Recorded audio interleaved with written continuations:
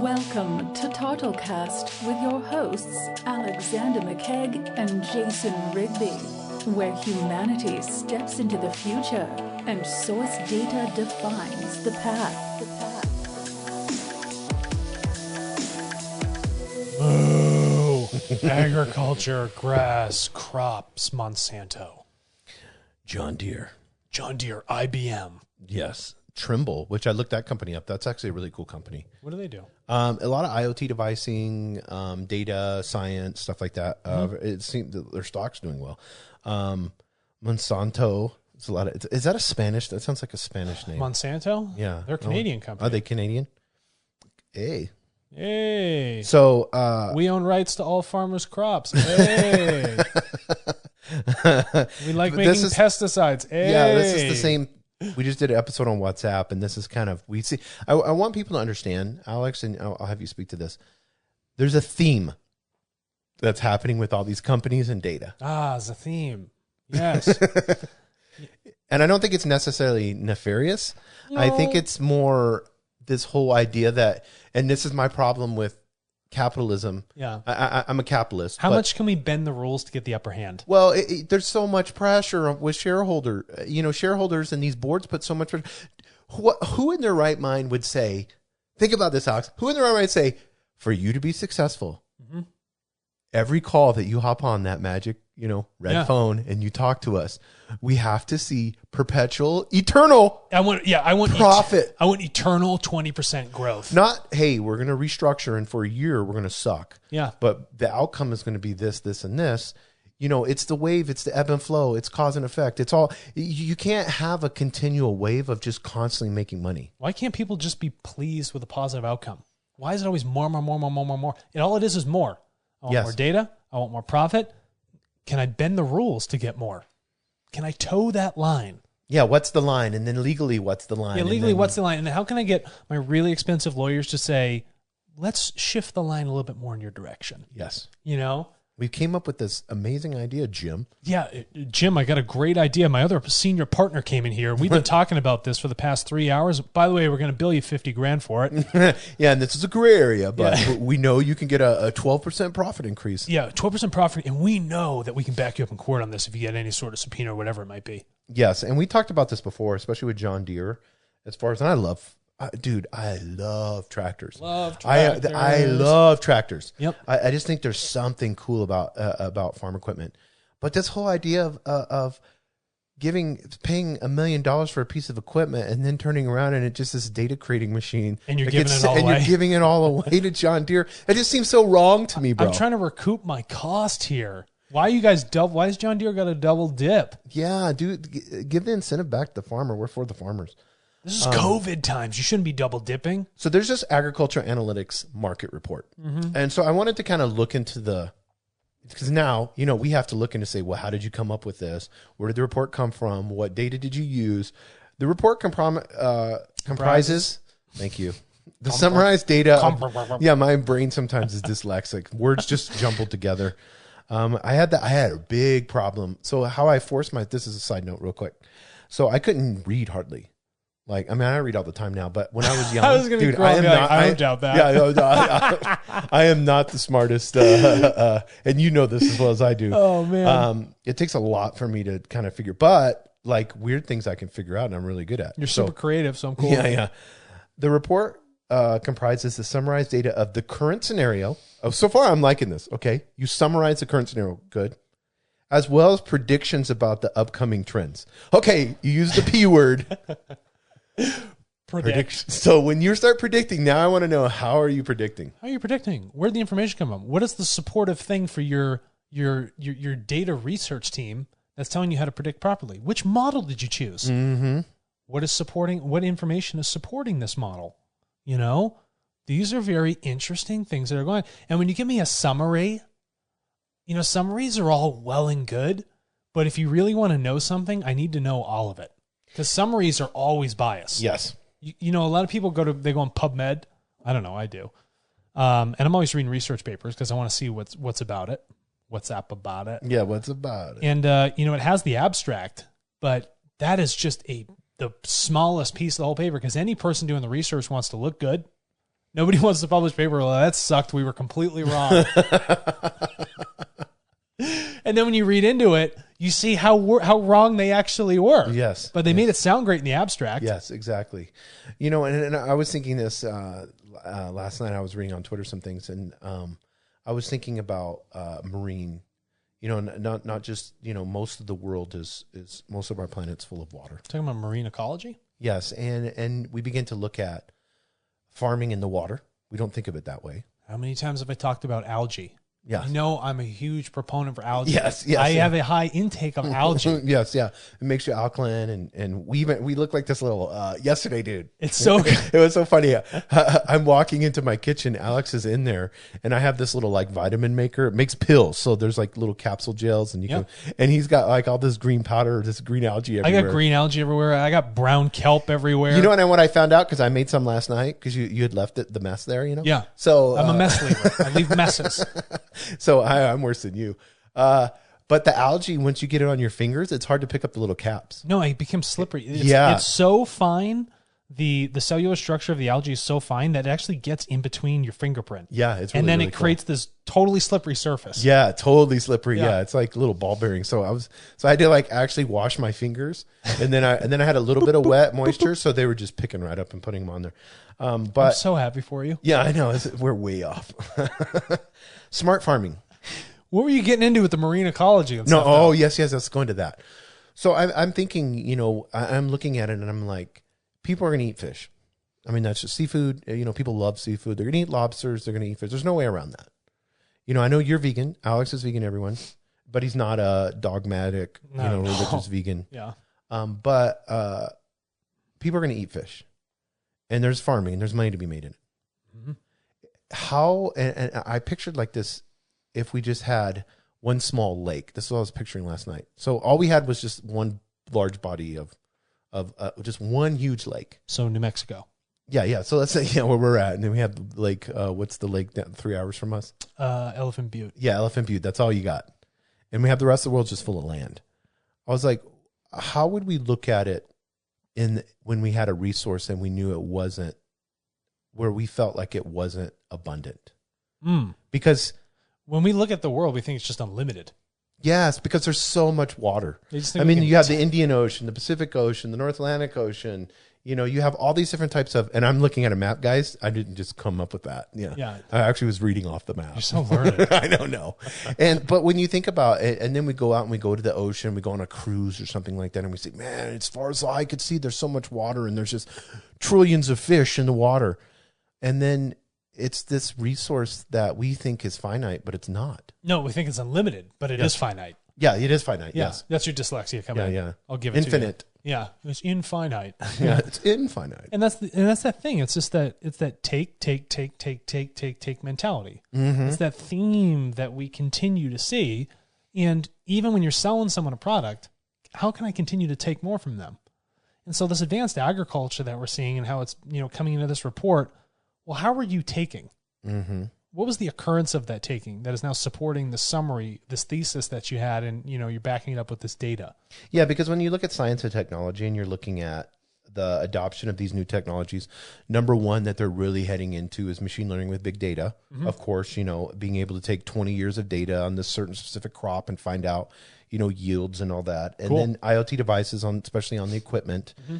And then you have all these analytic tools that they're using in the field, actually in the field with drones collecting data. And then you have they're looking at it and saying, efficiency, profit. Yeah. From reading about these modern agricultural techniques, I'm really excited about it because efficiency is going to help, because we're growing as a population and we've got a lot of mouths to feed, and starvation is huge. 1 in 9 people are dying of starvation a day. Mm-hmm.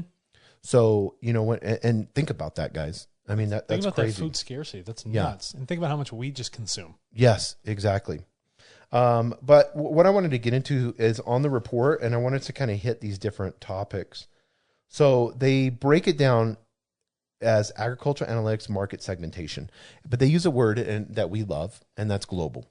Okay. So when we look at the farming industry, we're always picturing Missouri, No. You know, and that old farmer, hey, with some big tobacco in his mouth. And it's all macro trends. We're not seeing the rainforest is getting cut down in South America. Think about how much you import. Yeah, I was so bummed out. I got to tell you, I love this popcorn.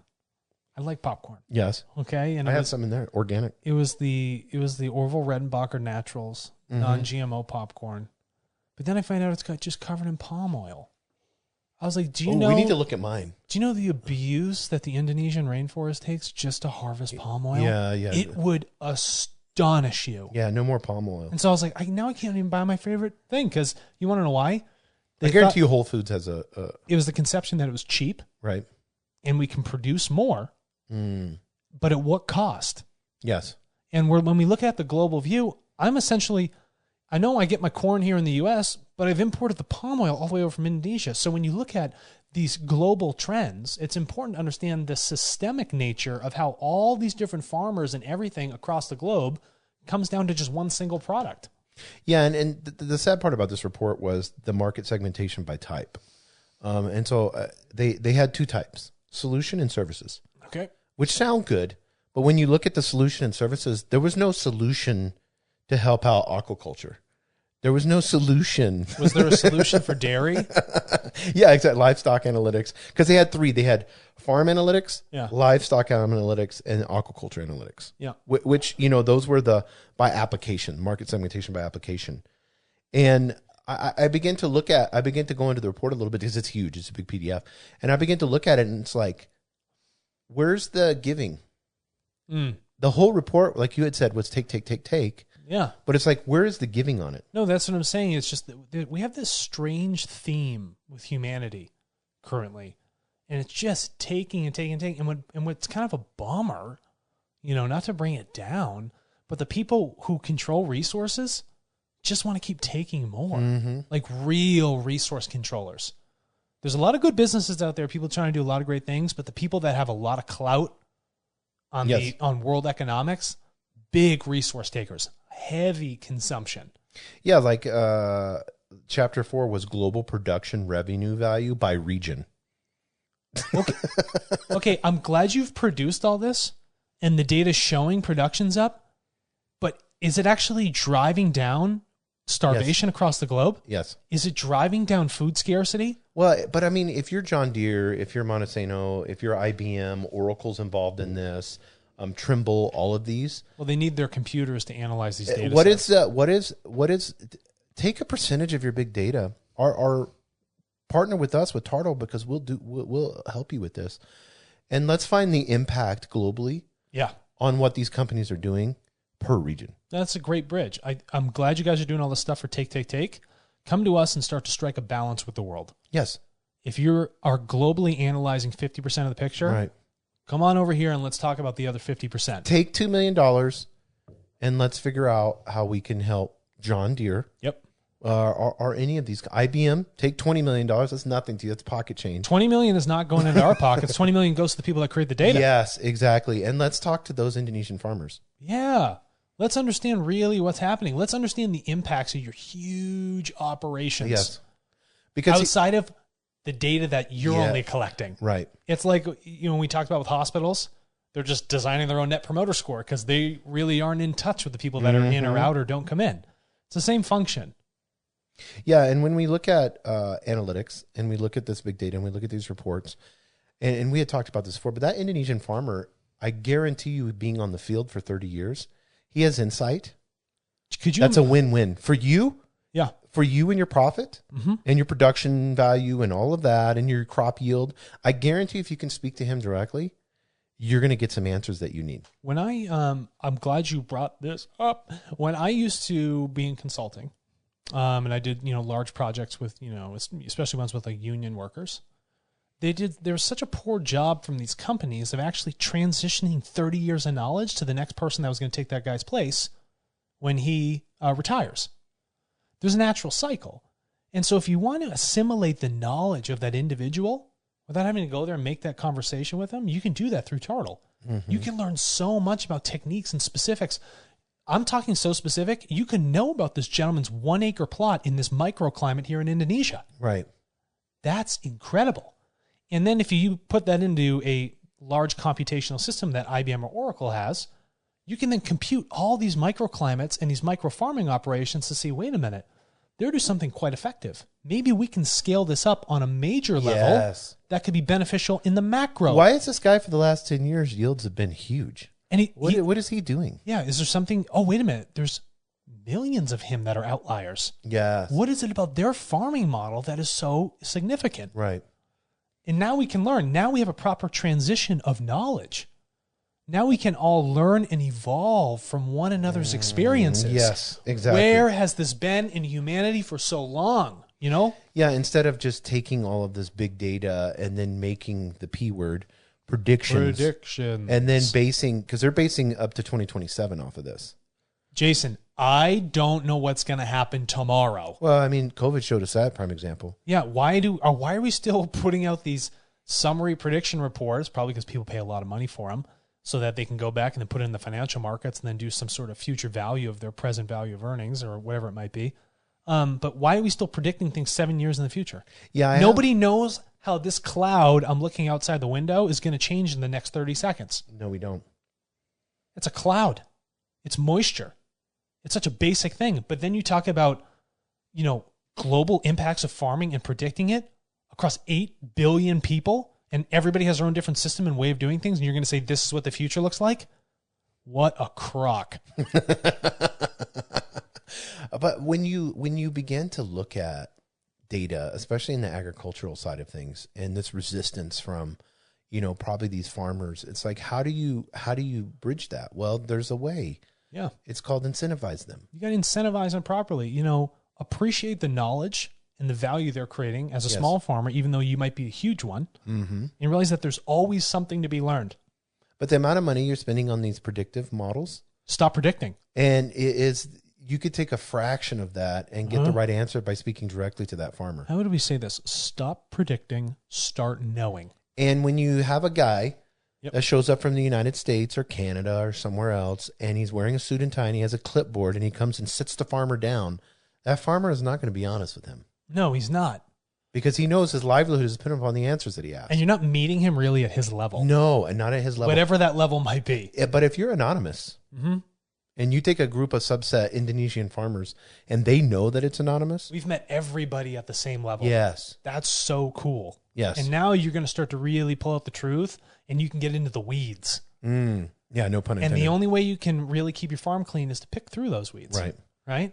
And so all you're left with is that nice crop. But I think there's a responsibility with these large agricultural companies to understand what they have to give. They have a lot to give. They have a lot to give. And it's not, and I want John Deere to realize, or Monsanto, or Trimble, or any of these, it doesn't take a lot to give. It's not taking away. You're going to gain in the long term. Yeah.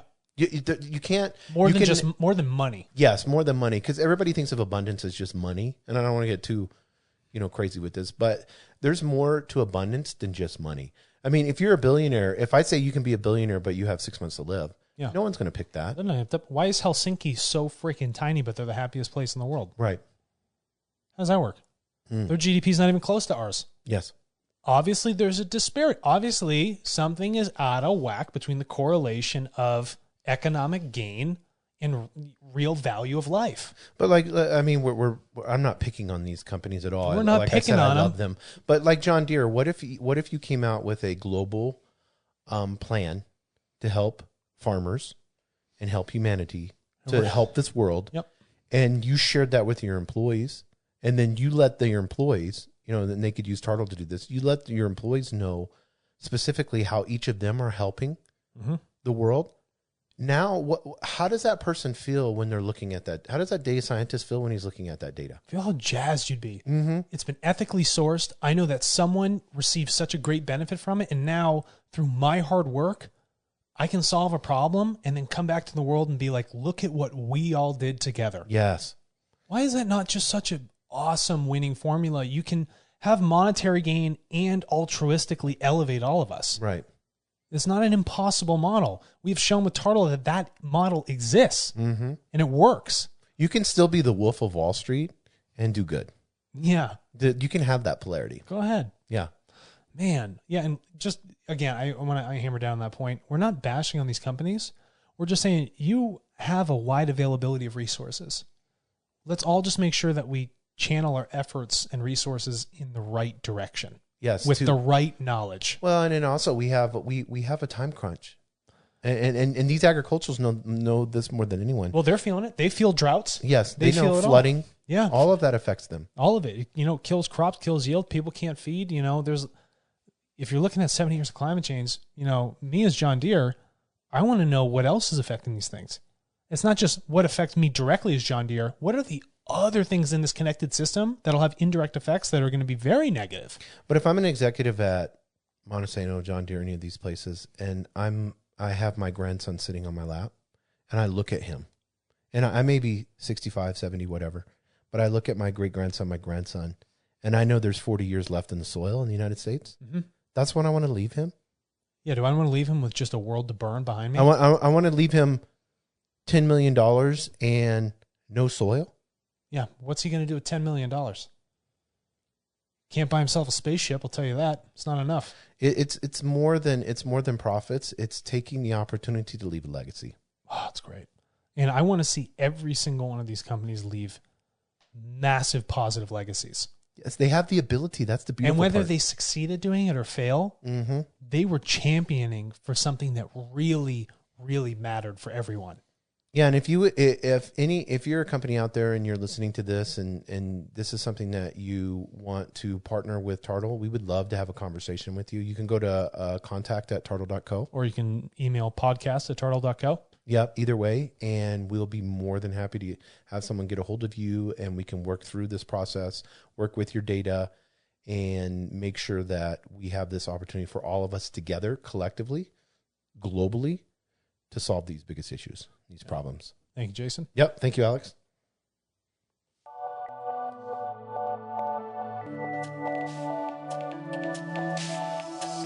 Thank you for listening to TartleCast with your hosts Alexander McKegg and Jason Rigby, where humanity steps into the future and source data defines the path. What's your data worth?